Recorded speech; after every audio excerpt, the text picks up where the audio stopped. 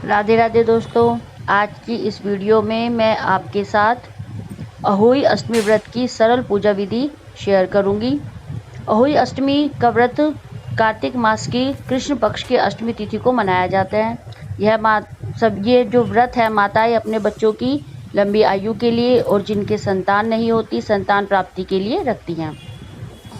सबसे पहले जहां हमें चौकी लगानी है वहाँ पर हम गंगा जल छिड़ककर शुद्ध करेंगे उस जगह को। फिर हम चौकी पर लाल या पीला कपड़ा बिछाएंगे और अनाज का आसन देकर माता की प्रतिमा को स्थापित करेंगे। अगर हमें दीवार पर कैलेंडर लगाना है तो हम वह भी कर सकते हैं। फिर हमें माता को कलावा रूपी वस्त्र समर्पित करने हैं।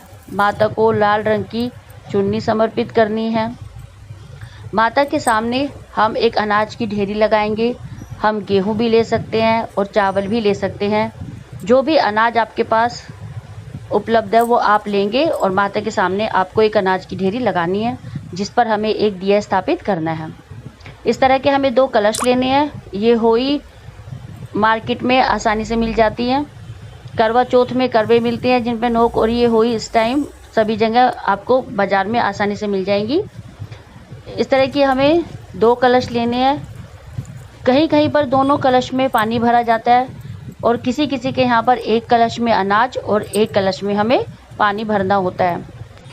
गंगा जल डालकर हम एक कलश को कंठ तक पानी से भरेंगे और दूसरे कलश को हमें अनाज से भरना है।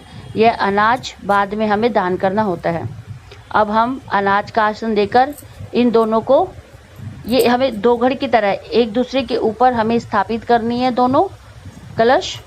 इस तरह से जब हम स्थापित करें तो हम ये अच्छी तरह से देखेंगे कि ये हिले नहीं। अब हमें इन्हें स्थापित करने के बाद इन दोनों कलश को ढक देना है। इन पर कलावा बांधा, रोली से तिलक किया, सतिये बनाए।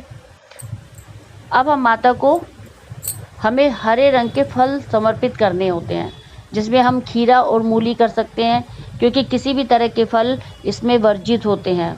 यह जो व्रत होता है अहोई अष्टमी का, यह संतान के लिए रखा जाता है, इसलिए हमारे यहाँ पर इसमें दूध और फल दोनों चीज़ें वर्जित होती हैं।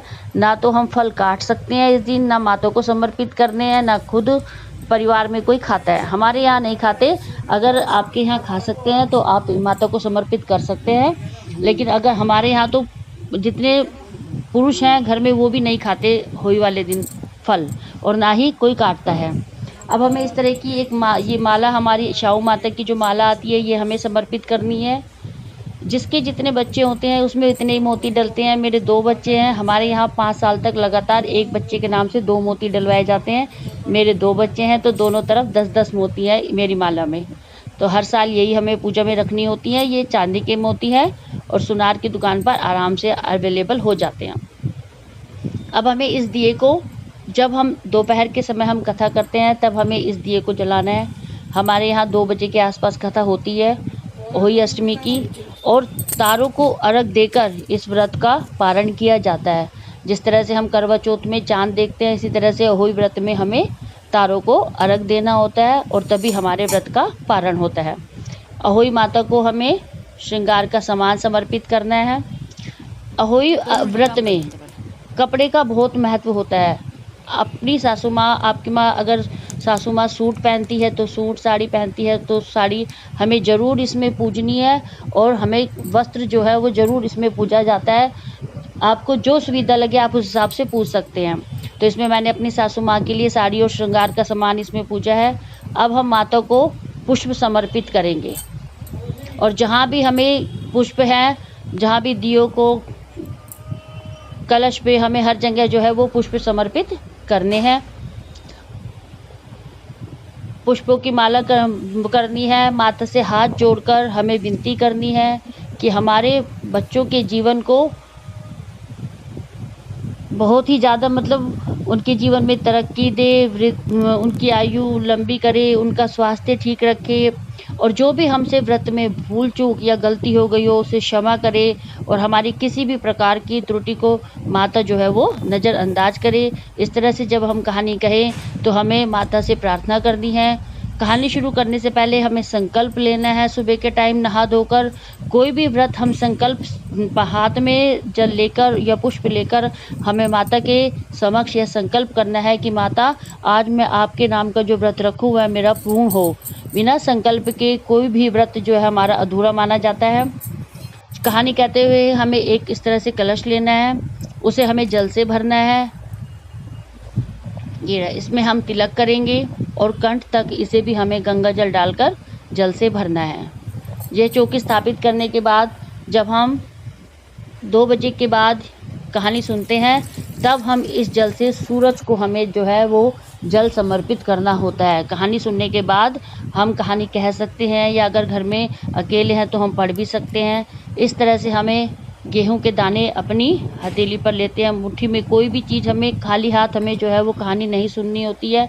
या तो हम पुष्प रखें या हम अनाज रखें, इस तरह से हमें लेकर अपने हाथ में तब हमें कहानी सुननी है या पढ़नी है।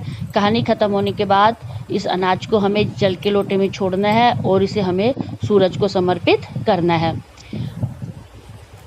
और ये जो श्रृंगार का सामान और साड़ी रखी है, ये हमें शाम के समय जब हमें तारों को जल देना होता है, ये जो 2 कलश हमने भर के रखे हैं जल के, इसमें से 1 कलश हमें शाम के समय तारों को देना होता है। उस समय हम अपनी ये जो साड़ी होती है माता सासू माँ की और ये श्रृंगार का सामान, इसे पूजकर और ये हमें अपनी सासू माँ को देना होता है उस समय, शाम के समय। उसी समय हमें हलवे का, पूरी का, पुए का भोग बनाना है, माता को समर्पित करना है और उसी का भोग लगाया जाता है। दिन के समय हम पताशे रख सकते हैं, क्योंकि जो खाना है वो शाम के समय ही बनता है इसमें, तो हमें शाम के समय ही बनाना है। इसमें हमें खीर नहीं बनानी होती, क्योंकि दूध और दूध से बनी कोई भी चीज़ हमें इसमें नहीं इस्तेमाल करनी होती। दूध इसमें वर्जित है अहोई अष्टमी में, क्योंकि ये बच्चों के लिए रखा जाता है। अब शाम के समय हमें दीपक से और धूप लगाकर माता की आरती करनी है, विनती करनी है, माता से यह अर्चना करनी है कि हमारे बच्चों को लंबी आयु दे, उनका भविष्य उज्जवल करे और उनके जीवन में जो भी कष्ट है, जो भी संकट है आने वाले, माता उन्हें दूर करे। तो इस तरह से विनती करते हुए हमें अपने व्रत का पारण करना है, माता को हाथ जोड़कर नमस्कार करना है। अहोई अष्टमी व्रत में तारों का बहुत महत्व है। तारों को देखकर ही यह व्रत